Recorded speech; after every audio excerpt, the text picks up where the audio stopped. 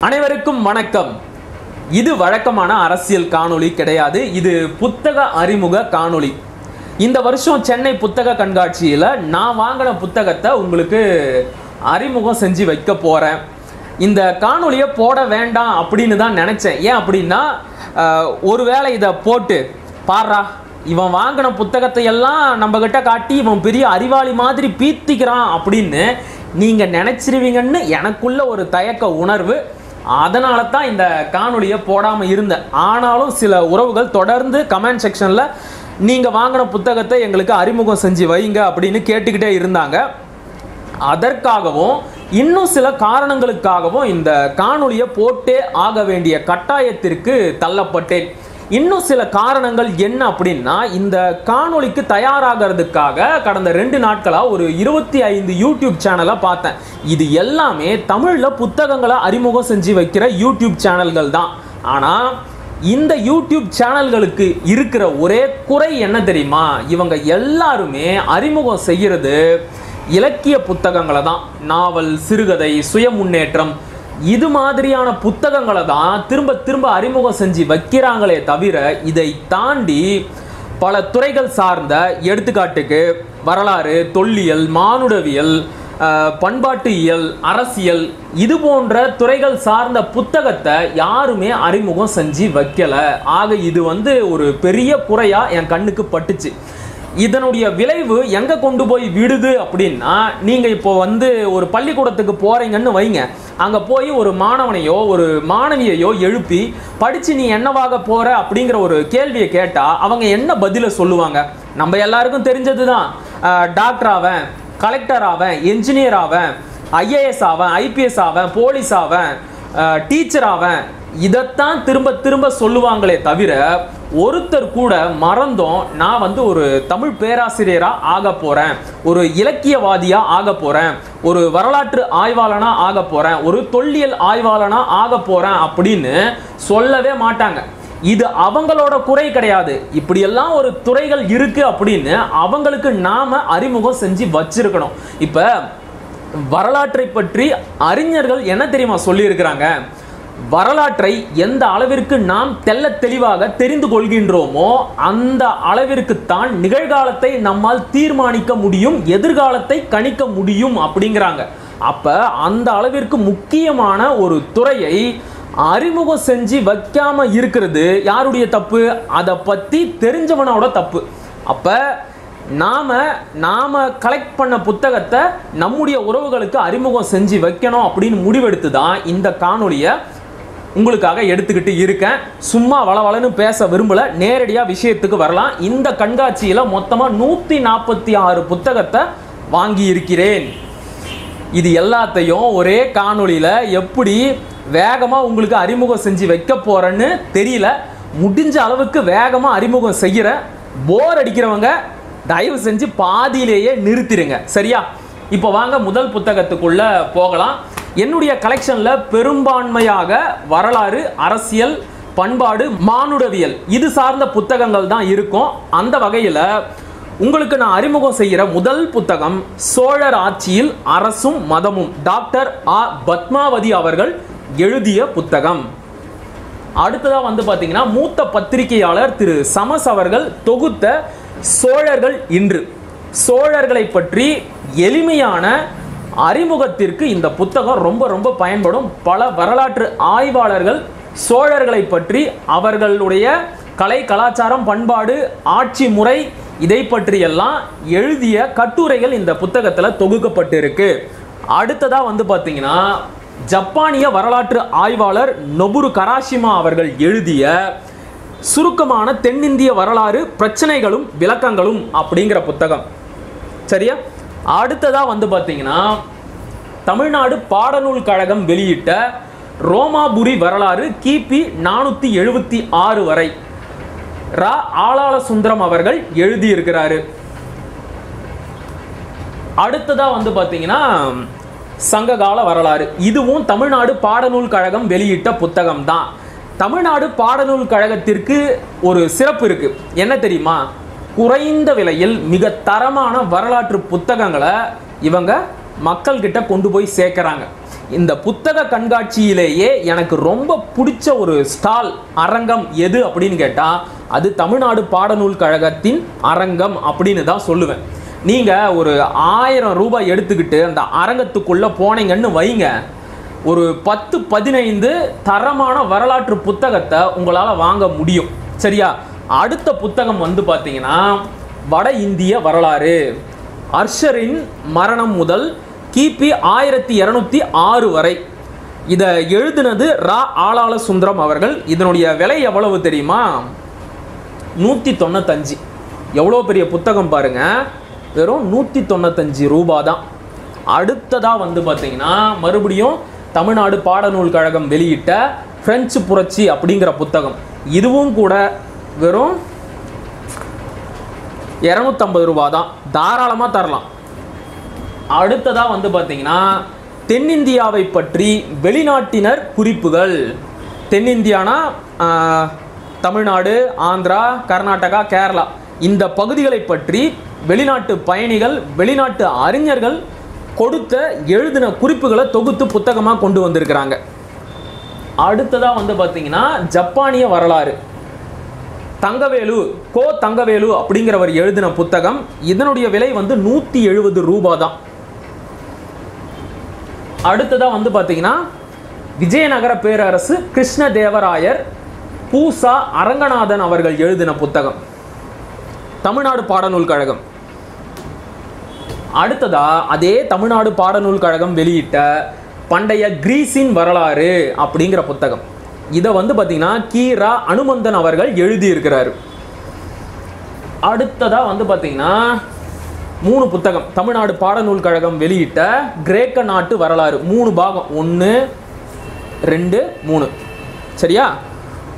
அடுத்ததா வந்து பார்த்தீங்கன்னா மிக முக்கியமான ஆய்வாளர் சிவசுப்பிரமணியம் அவர்கள் எழுதிய ஆஷ் கொலையும் இந்திய புரட்சி இயக்கமும் அப்படிங்கிற புத்தகம். ஐயா வந்து மிக முக்கியமான ஒரு ஆய்வாளர், பண்பாட்டு ஆய்வாளர், வரலாற்று ஆய்வாளர். இவருடைய புத்தகங்களை எல்லாருமே படிக்கணும். சரியா? அடுத்ததா வந்து பார்த்தீங்கன்னா கட்டுமரத்திலிருந்து கப்பல் வரை, தெற்கு கோரமண்டல் கடற்கரையின் பண்டைய கப்பற்கலை, முனைவர் சர்க்குணன். கட்டுமரத்திலிருந்து கப்பல் வரை. நான் சொல்றது கடல்ல மிதக்கிற கட்டுமரத்தை பத்தி. சரியா? அடுத்ததா வந்து பார்த்தீங்கன்னா ராமன் வனவாசம் போன வழி ஒரு தேடல். இதை வந்து பார்த்தீங்கன்னா சிர்ஷேந்த் முகோபாத்யாய் அப்படிங்கிற ஒரு வங்காள வரலாற்று ஆய்வாளர் எழுதியிருக்கிறாரு. தமிழில் ஸ்ரீனிவாசன் அப்படிங்கிறவர் மொழிபெயர்த்திருக்கிறாரு. அடுத்ததா ஐயா சிவசுப்பிரமணியம் அவர்கள் எழுதிய உப்பிட்டவரை அப்படிங்கிற புத்தகம், ஒரு பண்பாட்டு ஆய்வு புத்தகம். அடுத்ததா மாணிக்கம் அவர்கள் எழுதிய கதைப்பாடல்களில் கட்டபொம்மன். அதாவது கதைப்பாடல்ல கட்டபொம்மனை பத்தி என்னவெல்லாம் சொல்லியிருக்கிறாங்க அப்படிங்கிறத மிக துல்லியமா ஆய்வு செஞ்சு எழுதி இருக்கிறதா இந்த பின் அட்டையில படித்தேன். கட்டபொம்மன் கொள்ளைக்காரனா புரட்சிவாதியா அப்படிங்கிறத இவர் வந்து வெளிப்படுத்தி இருக்கிறாராம். படிச்சாதான் தெரியும் என்ன சொல்லி இருக்கிறாங்க அப்படிங்கிறது. அடுத்ததா வந்து பார்த்தீங்கன்னா மறுபடியும் ஐயா சிவசுப்பிரமணியம் அவர்கள் எழுதிய ஆகஸ்ட் போராட்டம் அப்படிங்கிற புத்தகம். இது வந்து பார்த்தீங்கன்னா இந்திய சுதந்திர போராட்ட காலத்தில் 1942 நடந்த மிக முக்கியமான ஒரு போராட்டத்தை பற்றிய வரலாறு. ஆகஸ்ட் போராட்டம் அப்படின்னு சொல்லுவாங்க அதை. அடுத்ததா வந்து பார்த்தீங்கன்னா ஐயா பெருமாள் அவர்கள் எழுதிய அடிமை ஆவணங்கள். பெருமாள் அவர்களும் மிக முக்கியமான வரலாற்று ஆய்வாளர், பண்பாட்டு ஆய்வாளர், நாட்டுப்புறவியல் ஆய்வாளர். ஐயாவுடைய புத்தகங்கள் எல்லாத்தையும் நாம கட்டாயம் வாசிக்கணும். சரியா? அடுத்ததா வந்து பார்த்தீங்கன்னா தமிழக வரலாற்றில் ஊரும் சேரியும் சிந்துவெளி தொடங்கி சமகாலம் வரை, பக்தவச்சல பாரதி அவர்கள் எழுதிய புத்தகம். வரலாற்று ஆய்வாளர் பூங்குன்றன் அவர்கள் எழுதிய வேளிர் வரலாறு. அடுத்ததா வந்து பார்த்தீங்கன்னா பண்டைய கொங்கு மலாயா வணிக வரலாறு. கொங்கு நாட்டிற்கும் மலேசியா இருக்கு இல்லையா, அதற்கு இடையிலான வணிக வரலாறை பற்றி இந்த புத்தகத்தில் ஆய்வு செஞ்சு எழுதியிருக்கிறாங்க. எழுதினது பவளசங்கரை திருநாவுக்கரசு, பேராசிரியர் வடிவேலு நாகராசன். அடுத்ததாக வந்து பார்த்தீங்கன்னா இன்னைக்கு அச்சிலேயே இல்லாத ஒரு வரலாற்று புத்தகம். காக்கை கூடு அப்படிங்கிற ஒரு பதிப்பகம் தான் இதை வெளியிட்டு இருக்கிறாங்க. இதனுடைய தலைப்பு சோழ கேரளன், எழுதுனது இல தியாகராசன். இந்த புத்தகம் இப்போ கிடைக்கிறதே கிடையாது. இவங்க தேடி கண்டுபிடிச்சி இதை பதிப்புல கொண்டு வந்திருக்கிறாங்க. அடுத்ததா நாயக்கர் கால சமூகம் பண்பாடு வரலாறு, முனைவர் கோ உத்ராடம் அவர்கள் எழுதின புத்தகம். இன்னொரு புத்தகம் என்னன்னா கடைச்சங்கத்தில் கொங்கு கலாச்சாரம், பவளசங்கரி அவர்கள் தான் எழுதி இருக்கிறாங்க. அடுத்ததா பார்த்தீங்கன்னா என்னுடைய தம்பி நண்பர் அகத்தியன் அப்படிங்கிறவர் எனக்கு அறிமுகம் செஞ்சு வச்ச புத்தகம் மேத்து ராசுகுமார் அவர்கள் எழுதிய சோழர் கால நில உடைமை பின்புலத்தில் கோயில் பொருளியல் அப்படிங்கிற புத்தகம். தெரியுதா? மிக முக்கியமான புத்தகம் அப்படின்னாரு, வாசிச்சு பார்க்கணும். அடுத்ததா பார்த்தீங்கன்னா ராமக்கி அவர்கள் எழுதிய சிலம்பின் காலம் அப்படிங்கிற மிக மிக முக்கியமான ஒரு புத்தகம். சிலப்பதிகாரம் இருக்கு தெரியுமா, அதனுடைய உண்மையான காலம் என்ன, அது எந்த காலகட்டத்தில் எழுதப்பட்டது அப்படிங்கிறத பற்றி ஐயா ஆய்வு செஞ்சு ஒரு புத்தகத்தை வெளியிட்டு இருக்கிறாரு. கடந்த நூற்றாண்டு முழுவதும் சிலம்பின் காலம் என்ன அப்படிங்கிறத பற்றி வரலாற்று ஆய்வாளர்களிடையே பெரிய பெரிய கருத்து மோதல்கள் எல்லாம் நடந்திருக்கு. இப்போ நீங்கள் மயிலை சீனி வேங்கடசாமி, அடுத்ததாக பார்த்தீங்கன்னா வையாபுரி பிள்ளை, இவங்களுக்கு இடையில மிகப்பெரிய சண்டைகள் எல்லாம் நடந்திருக்கு. அதனுடைய இன்னொரு கருத்து ஆயுதம் தான் இந்த சிலம்பின் காலம், ராமக்கி அவர்கள் எழுதின புத்தகம். அடுத்ததா பார்த்தீங்கன்னா ஆயர் இன வரைவியல், சா கருணாகரன் அவர்கள் எழுதின புத்தகம். ஆயர்களுடைய இன வரைவியலை கொடுத்துருக்குறாங்க. அவங்களுடைய வாழ்க்கை முறை எப்படிப்பட்டது, அவங்களுடைய பழக்க வழக்கம், திருமண முறை, இறப்பு சடங்கு, இதை பற்றியெல்லாம் இந்த புத்தகத்தில் விரிவாக பதிவு செய்யப்பட்டு இருக்கு. இன்னொரு புத்தகம் ரொம்ப ரொம்ப முக்கியமான புத்தகம், அழகிய மரம், தரம்பால் அவர்கள் எழுதிய ஒரு புத்தகம். இது எதை பற்றி பேசுது அப்படின்னா, ஆங்கிலேயர்கள் இந்த இந்திய துணைக்கண்டத்திற்கு வருவதற்கு முன்னால் இந்த இந்திய துணைக்கண்டம் முழுவதும் கல்வி முறை எப்படி இருந்துச்சு, எந்தெந்த சமூகங்கள் எப்படிப்பட்ட கல்வியை கற்றுக்கிட்டாங்க அப்படிங்கிறத பற்றி தகுந்த சான்றுகளோட எழுதப்பட்ட புத்தகம். இது ரொம்ப ரொம்ப முக்கியமான புக்கு. வெள்ளக்காரன் வரலன்னா நம்ம படிச்சிருக்கவே மாட்டோம் அப்படின்னு சொல்கிறாங்க தெரியுமா, அதுக்கு மறுப்பாக வந்த ஒரு புத்தகம். நான் இன்னும் படிக்கல, படிச்சுட்டு வாய்ப்பு இருந்தால் இதை பற்றியும் உங்ககிட்ட சொல்கிறேன். அடுத்ததாக பார்த்தீங்கன்னா ஒரு அரசியல் காரணத்திற்காக வாங்கப்பட்ட புத்தகம், தமிழக தெலுங்கு மக்கள் வரலாறு, ரா ஜெயச்சந்திரன் அவர்கள் எழுதின புத்தகம். அடுத்ததாக பார்த்தீங்கன்னா நம்ம எம்பி ரவிக்குமார் இருக்கிறார் இல்லையா, விசிகா, அவர் எழுதின மீளும் வரலாறு, அறியப்படாத நந்தனின் கதை. அடுத்ததா பார்த்தீங்கன்னா நீங்க சங்க இலக்கியத்தை படிக்க தொடங்குறீங்கன்னு வைங்க, அதுக்கு முன்னாடி இந்த புத்தகத்தை படிச்சிருங்க. சங்க இலக்கியத்தை பற்றி மிக எளிமையான அறிமுகம் இந்த புத்தகத்தில் இருக்கு. சங்க இலக்கியம் ஓர் அறிமுகம், எழுதினது கூவே பாலசுப்ரமணியன். சரியா? அடுத்த புத்தகம் பார்த்தீங்கன்னா சித்தன்ன வாசலை பற்றி ஆய்வு பண்ணி முனைவர் சு ராஜவேல் அவர்கள் எழுதின புத்தகம். தெரியுதா? ஓகே. அடுத்ததா பார்த்தீங்கன்னா வரலாற்று ஆய்வாளர் தீனா சுப்பிரமணியம் அவர்களின் கட்டுரை தொகுப்பு. அவர் எழுதின வரலாற்று கட்டுரைகளை தொகுத்து புத்தகமாக கொண்டு வந்திருக்கிறாங்க. அடுத்த புத்தகம் நம்ம மிக முக்கியமான வரலாற்று ஆய்வாளர் ஜெயசீல ஸ்டீபன் அவர்கள் எழுதிய புத்தகங்கள். தமிழ் இலக்கிய பயணம், கிபி 1543 இருந்து 1887 வரை, ஐரோப்பியர் மொழிபெயர்ப்புகளின் வழியே, என்சிபிஎச் வெளியிட்ட புத்தகம். ஐயாவுடைய புத்தகத்தை பெரும்பாலும் என்சிபிஎச் தான் வெளியிடுவாங்க. சரியா? அடுத்த புத்தகம் பார்த்தீங்கன்னா நம்ம ஜெயசீல ஸ்டீபனோட மிக முக்கியமான புத்தகம், தமிழகத்தில் சாதியை கண்டுபிடித்தல், அமைப்பு முறை, நடைமுறை மற்றும் ஆங்கிலேயரின் 1871ஆம் ஆண்டு மக்கள் தொகை கணக்கெடுப்பிற்கு முன்பு.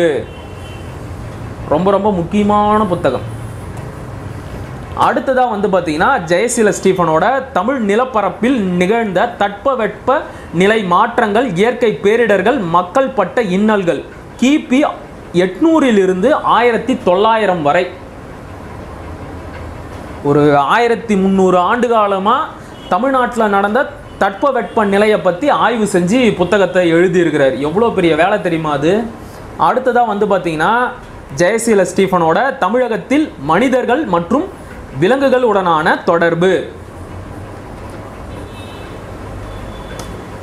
அடுத்ததாக வந்து பார்த்தீங்கன்னா ஜெயசீல ஸ்டீஃபனோட தமிழ்நாட்டின் வியப்பான தொழில்நுட்பமும் வேறுபட்ட உள்ளூர் கலைஞர்களும் ஐரோப்பியர்களின் பார்வையில் கிபி 1514 இருந்து 1845 வரை.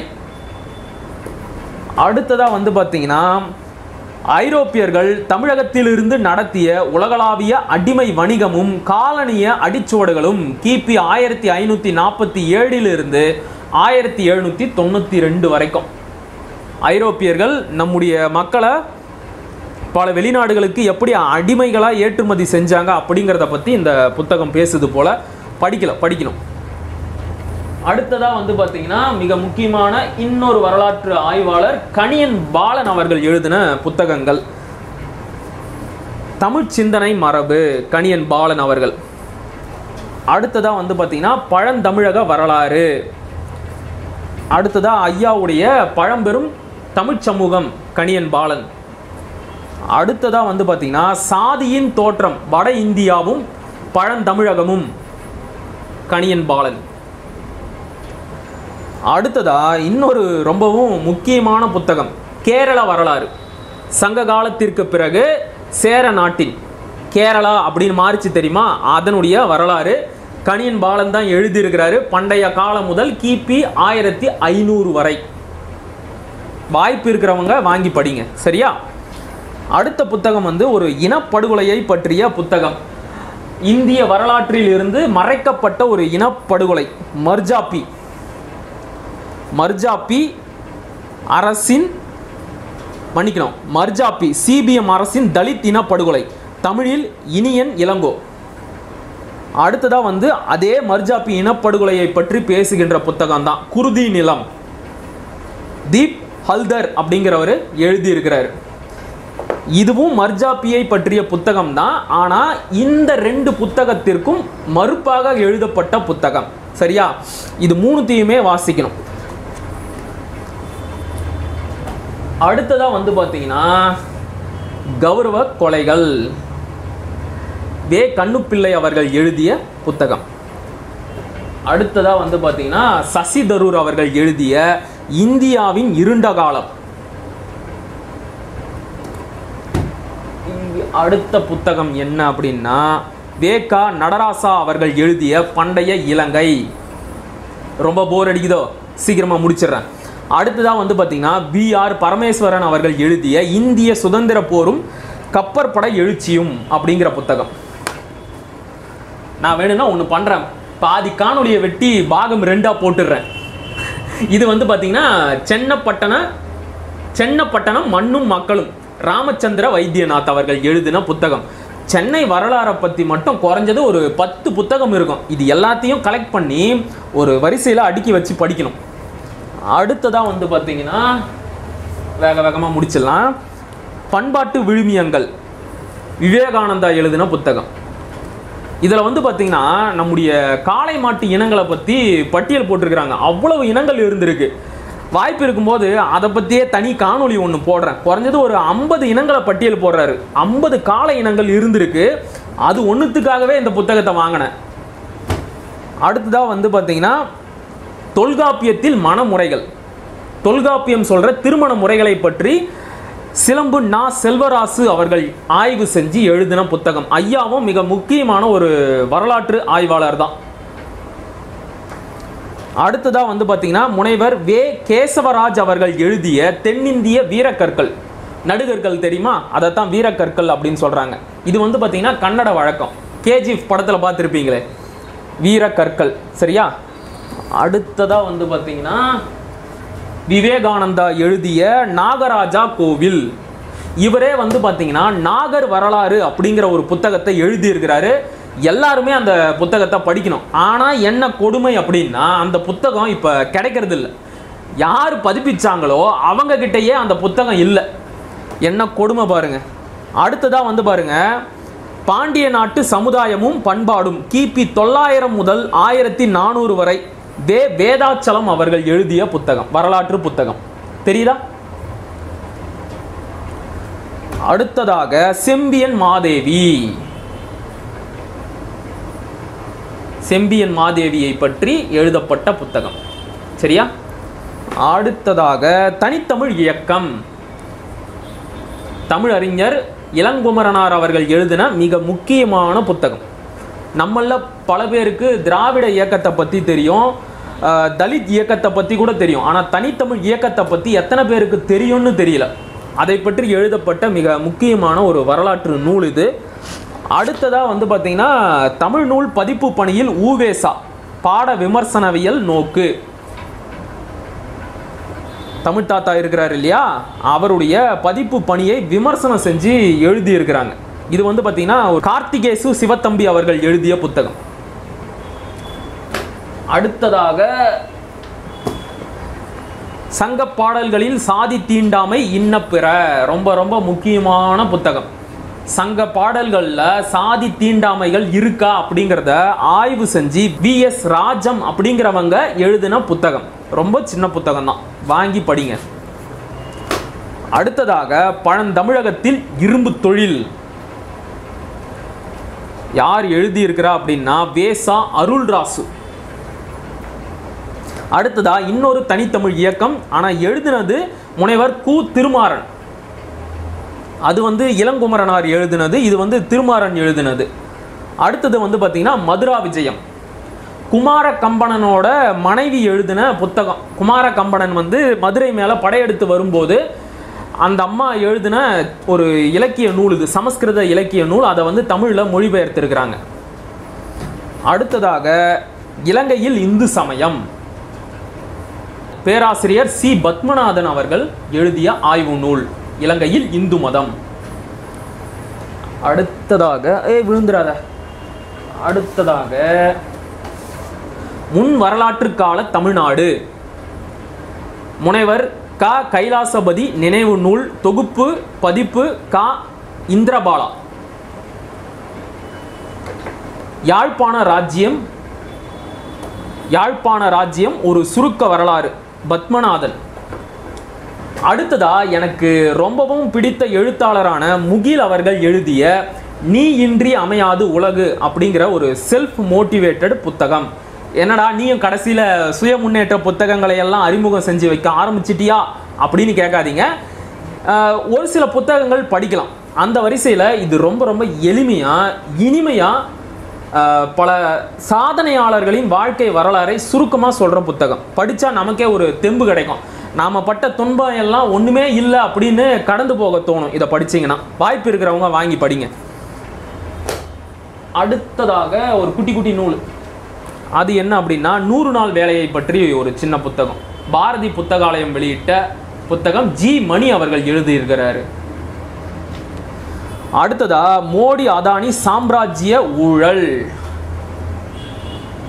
அடுத்ததா வந்து பார்த்தீங்கன்னா வியூகத்தில் சிக்கிக்கொண்ட வீர அபிமன்யுவின் கதை. மாப்போசியை பற்றி விமர்சனம் பண்ணி பொதிகை வெப்பன் அவர்கள் எழுதின புத்தகம். அடுத்த அரசியல் புத்தகம் இதெல்லாம். சரியா? மோடி ஆட்சி, சுருங்கும் வருமானம், உயரும் விலைவாசி. சின்ன புத்தகம் தான், அரை மணி நேரத்தில் படித்து முடிச்சிடலாம். இதெல்லாம் நடைமுறை அரசியலை பற்றி தெரிஞ்சுக்கிறதுக்கு இதெல்லாம் ரொம்ப பயனுள்ளதாக இருக்கும். அடுத்ததாக வந்து பார்த்திங்கன்னா ஒரு வேர்ச்சொல் ஆய்வு புத்தகம். ரொம்ப சின்ன புத்தகம் தான். நம்முடைய அருளியார் ஐயா அருளி இருக்கார் இல்லையா, வேர்ச்சொல் ஆய்வாளர், அவர் எழுதின உணவு எங்கே உணவில்லத்திலே அப்படிங்கிற புத்தகம். அடுத்ததாக வந்து பார்த்தீங்கன்னா மகரந்த தூதுவன், லியார்னார்டோ டாவின்சியை பற்றின புத்தகம். யார் எழுதியிருக்கிறா அப்படின்னா பட்டுக்கோட்டை ராஜா. அடுத்த புத்தகம் தமிழும் வடமொழியும் மெய்யும் பொய்யும், திறனாய்வு கட்டுரைகள், பேராசிரியர் ப மருதநாயகம். அடுத்ததாக ஜவ்வாது மலையில் தொல்தமிழ் பண்பாடு, அண்மைக்கால பன்மிய ஆய்வுகள், ஒரு பண்பாட்டு ஆய்வு நூல். முனைவர் ரே கோவிந்தராஜ் அவர்கள் ஆய்வு செஞ்சு இந்த புத்தகத்தை எழுதியிருக்கிறார். எங்கூர் பக்கம்தான் இந்த ஜவ்வாது மலையெல்லாம். அடுத்ததா சங்ககால திணைக்குடிகள், இலக்கிய மானுடவியல் நோக்கு, முனைவர் கோ சதீஷ். முடிச்சிடலாம். அடுத்ததா மதமும் சாதியும், வே கண்ணுப்பிள்ளை அவர்கள் எழுதிய புத்தகம். அடுத்ததா டி கோபால செட்டியார் இயற்றிய ஆதி திராவிடர் பூர்வ சரித்திரம், பதிப்பாசிரியர் ரவிக்குமார். நம்ம விசிக ரவிக்குமார் தான், எம்பி. அடுத்ததா உருவாக்கப்பட்ட வரலாறும் சாதியும், ஒரு சமுதாய ஆய்வு நூல், வே கண்ணுப்பிள்ளை. அடுத்ததாக மாறி வரும் சாதிகள், வே கண்ணுப்பிள்ளை. அடுத்ததாக பேரரசன் அசோகன். இந்த புத்தகத்தை படிச்சுட்டேன், ஆனால் என்கிட்ட இல்லை, அதனாலேயே இந்த வாட்டி இந்த புத்தகத்தை வாங்கினேன். யார் எழுதியிருக்கிறா அப்படின்னா பேரரசன் அசோகன், மறக்கப்பட்ட மா மன்னனின் வரலாறு, சார்லஸ் ஆலன். அடுத்ததாக பழந்தமிழர் கணக்கு நீட்டளவை.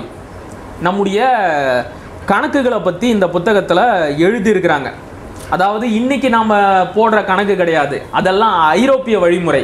நமக்குன்னு ஒரு கணக்கீட்டு முறை இருந்துச்சு, அதை பற்றி ஆய்வு செஞ்சு எழுதப்பட்ட மிக முக்கியமான புத்தகம் பழந்தமிழர் கணக்கு நீட்டளவை அப்படிங்கிற புத்தகம். யார் எழுதியிருக்கிறா அப்படின்னா முனைவர் கொடுமுடி சண்முகம். அடுத்ததா பண்டைய தமிழ் சமூகத்தில் கல்வி, பேராசிரியர் சேவியர் தனிநாயகம் அடிகள்.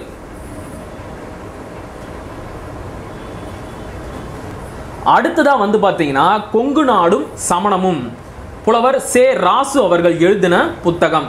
ஐயா வந்து மிக முக்கியமான வரலாற்று ஆய்வாளர், அண்மையில் தான் மறைஞ்சு போனார். இவருடைய புத்தகங்களை எல்லாம் வாங்கி படிச்சிங்கன்னு வைங்க, கொங்கு நாடை பற்றி ஒரு கம்ப்ளீட் ஹிஸ்ட்ரி உங்களுக்கு புரிய வரும். சரியா?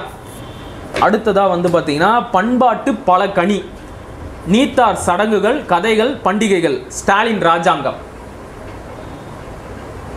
நீத்தார்னா வேற ஒன்றும் கிடையாது, இறந்தவங்களை பற்றின சடங்கு கதை, இதை பற்றின புத்தகம் அது. அடுத்ததா புத்தரும் அவரது தம்மமும், அம்பேத்கர் எழுதின புத்தகம், நன்சை பதிப்பகம் வெளியிட்டு இருக்கிறாங்க. இதனுடைய விலை வந்து 300 ரூபாய் தான். எவ்வளவு வேணும்னாலும் இவங்களை பாராட்டலாம். தரமான பதிப்பு. தாள் வந்து பாருங்க எவ்வளோ தரமாக இருக்குன்னு.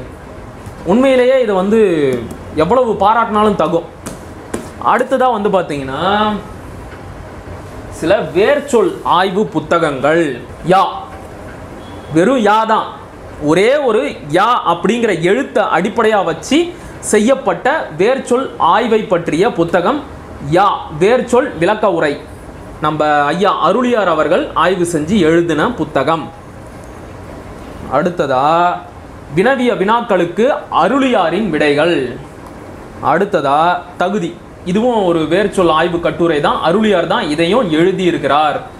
அடுத்ததா வெள்ளி வீதியார், வெள்ளி வீதியார் தாமா, அருளியாருடைய புத்தகம். அடுத்ததா திருக்குறள் அறத்துப்பால் பாயிரவியல், அருளியார். ஐயா வந்து மிக முக்கியமான வேர்ச்சொல் ஆய்வாளர். ஐயாவுடைய புத்தகத்தை படிச்சிங்கன்னா வேர்ச்சொல் ஆய்வுனா என்ன அப்படிங்கிறது உங்களுக்கு தெளிவாக தெரிய வரும். அது தெரிஞ்சிட்டாலே பல டிசிபிக்கள் இங்கே வந்து எடுபடாமல் போவாங்க. வேர்ச்சொல் ஆய்வின் ஆழம் என்ன அப்படிங்கிறது உங்களுக்கு தெரிய வரும். அடுத்ததாக வந்து பார்த்தீங்கன்னா அருஞ்சுவடி, அருளியார். அடுத்ததாக ஒரு இதழ், இதனுடைய பெயர் வந்து பார்த்தீங்கன்னா காரணம். வேர்ச்சொல் ஆய்விற்காக அருளி ஐயா நடத்துகின்ற ஒரு இதழ், அதனுடைய பெயர் காரணம். முடிய போகுது. அடுத்ததா வந்து பார்த்தீங்கன்னா யானைகளும் அரசர்களும், சுற்றுச்சூழல் வரலாறு. சரியா? அடுத்ததா அம்பேத்கருடைய தீண்டப்படாதார். அடுத்ததா மக்கள் அரசியல் அமைப்பு சட்டம், ரோஹித் டே. இது எல்லாமே அரசியல் புத்தகங்கள். அடுத்ததா வைக்கம் வீரரும் ஜெயமோகனின் கயமையும், பா திருமாவேலன் அவர்கள் எழுதின புத்தகம். அடுத்ததா வைக்கம் போராட்டம், பழ அதியமான்.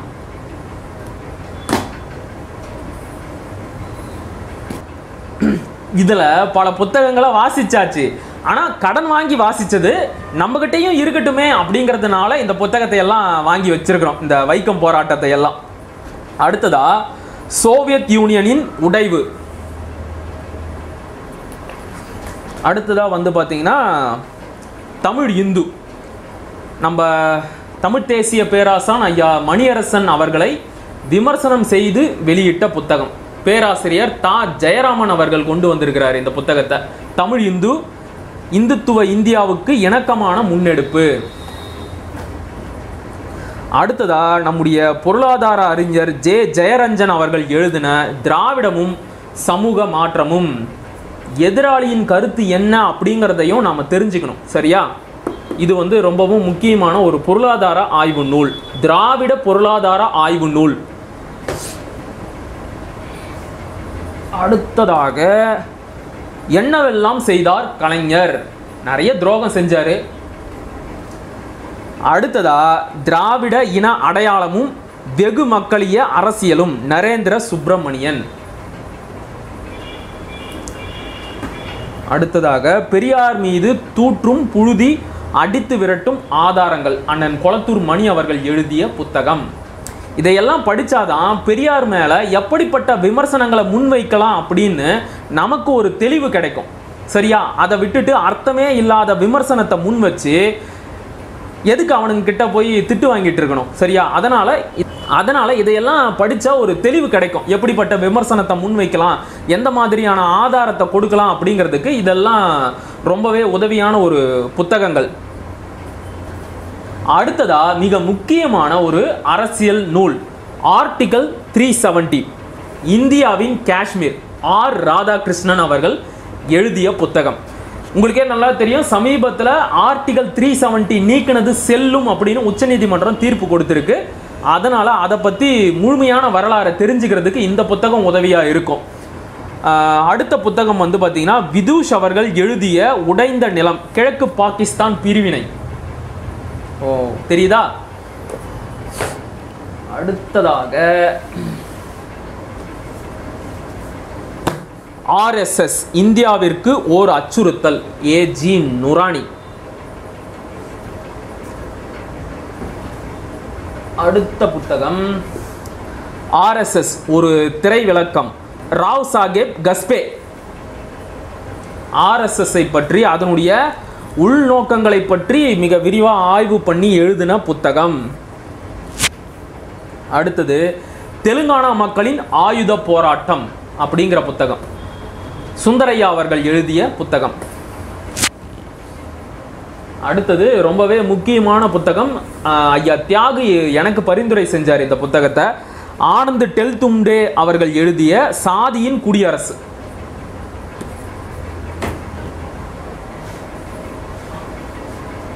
அடுத்த புத்தகம் நீதி கட்சி வரலாறு,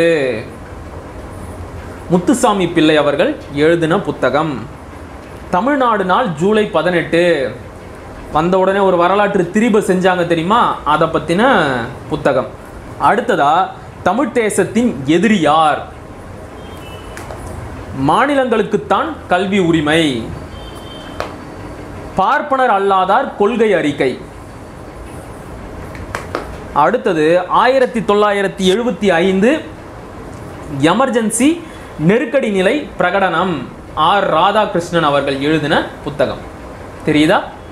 ஓகே. லால் பகதூர் சாஸ்திரியின் மர்ம மரணம், சக்திவேல் ராஜ்குமார். இதை வந்து நேற்றைய காணொலியிலேயே அறிமுகம் செஞ்சு வச்சிருந்த மொழிப்போர் தியாகிகளை பற்றி அடிப்படை தகவல்கள் கொண்ட புத்தகம். அடுத்ததா இந்திய மக்களாகிய நாம்.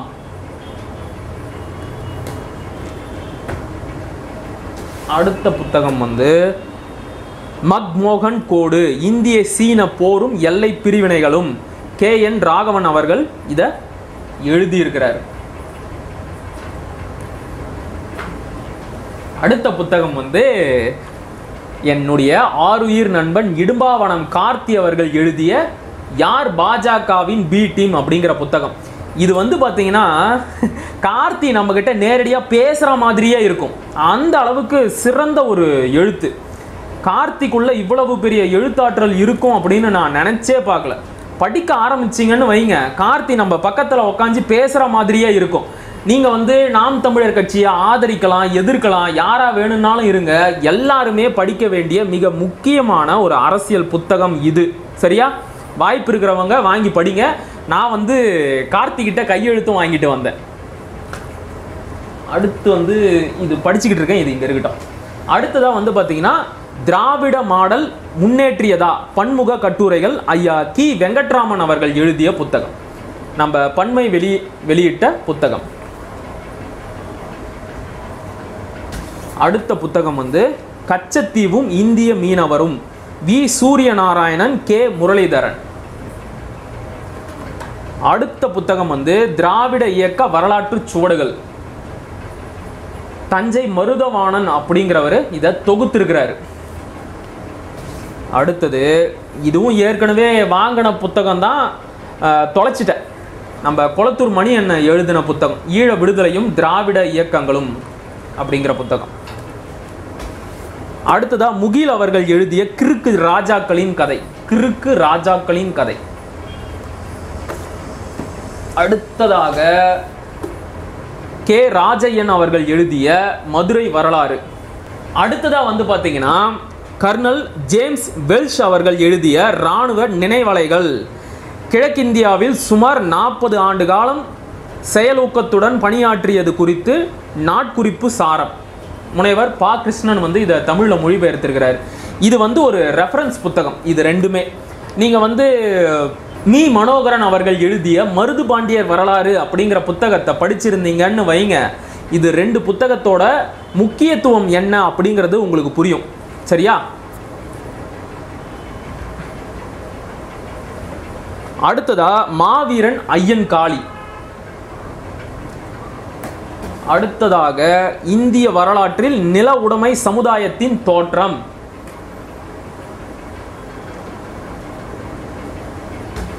அடுத்ததா மத்திய கங்கை சமவெளியில் அரசு மற்றும் வருண அமைப்பின் உருவாக்கம். யார் எழுதியிருக்கிறா அப்படின்னா ஆர்.எஸ். சர்மா, ஒரு மானிட தொல்லியலின் பார்வை. இது வந்து தரம்பால் எழுதின இன்னொரு முக்கியமான புத்தகம் அழகிய நதி. ஏற்கனவே அழகிய மரம் அப்படின்னு ஒரு புத்தகம் காட்டினது தெரியுமா? இது வந்து அதோட அடுத்த வெர்ஷன். இது எதை பற்றி பேசுது அப்படின்னா 18ஆம் நூற்றாண்டில் இந்திய விஞ்ஞானமும் தொழில்நுட்பமும், அதை பற்றி எல்லாம் தான் இந்த புத்தகம் பேசுது. முக்கியமாக தமிழர்களோட இரும்பு தொழில்நுட்பத்தை பற்றி இதில் முக்கியமான குறிப்புகள் எல்லாம் இருக்கு. அடுத்து உண்மை ராமாயணத்தின் தேடல் ஜி.என். நாகராஜ், தமிழில் கே. நல்லத்தம்பி. அடுத்ததா குற்ற பரம்பரை சட்டம் ஒரு பார்வை. அடுத்ததா வந்து பார்த்தீங்கன்னா தமிழ்நாட்டு பாளையக்காரர்களின் தோற்றமும் வீழ்ச்சியும் கே. ராஜையன். அடுத்தது தமிழக நாகரிகமும் சிந்துவெளி நாகரிகமும் தென் பெருங்கடல் ஆய்வுகள். அடுத்தது ஃபாதர் வெள்ளையத்தேவன், பேராசிரியர் முனைவர் சு. சண்முக சுந்தரம் அவர்கள் எழுதிய புத்தகம். அடுத்து கடைசி புத்தகம் கோகுல் சேஷாத்ரி அவர்கள் எழுதிய அயோத்தி பெருமாள், தமிழ் மரபில் ராமக்கதை. ஓகேவா? இது இல்லாமல் சில வரலாறு சார்ந்த மேகசின்ஸ் இதையெல்லாம் வாங்கியிருக்கிறேன். அது என்னன்னா பொருணை அகழ்வாராய்ச்சியை பற்றி தமிழ்நாடு அரசு வெளியிட்ட ஒரு இதழ். அடுத்ததாக வந்து பார்த்தீங்கன்னா தமிழ் தடம். இது வந்து பார்த்தீங்கன்னா மொத்தம் 3 இதழ்கள் வரும்.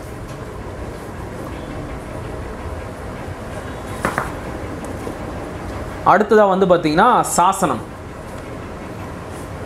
தமிழ்நாட்டில் நடந்த தொல்லியல் ஆய்வுகளை பற்றி இதில் முக்கியமான கட்டுரைகள் இருக்கும். அடுத்ததாக வந்து பார்த்தீங்கன்னா என் பெருங்குன்றம், சமணம் வளர்த்த புனித குன்றங்கள். இந்த புக்கை மிஸ் பண்ணிட்டேன். அவ்வளோதான். இவ்வளவு தான் நான் வாங்கிய புத்தகங்கள். எல்லாத்தையும் உங்ககிட்ட அறிமுகம் செஞ்சு வச்சுட்டேன். இனிமே தான் இது எல்லாத்தையும் படித்து குறிப்பெடுக்க வேண்டியது இருக்குது. எத்தனை பேர் காணொலியை முழுசாக பார்த்தீங்க அப்படின்னு தெரியல. எனிவே முழுசாக பார்த்தவங்க காணொலி எப்படி இருந்துச்சு, அறிமுகம் செய்து வைக்கப்பட்ட புத்தகங்கள் எப்படி இருந்துச்சு அப்படிங்கிறத கீழே கமெண்ட்ல சொல்லுங்க. மீண்டும் அடுத்த காணொலியில் சந்திப்போம். அதுவரை இணைந்திருங்கள். இது உங்களாய் நான் உங்கள் மகிழன். படிப்போம், பகிர்வோம், பயன்பெறுவோம், கற்போம், கற்பிப்போம், களமாடுவோம். தமிழ் வெல்க, தமிழர் வாழ்க, தமிழ்நாடு வளர்க, தமிழ் தேசியம் மலர்க மலர்க மலர்க. நன்றி, வணக்கம்.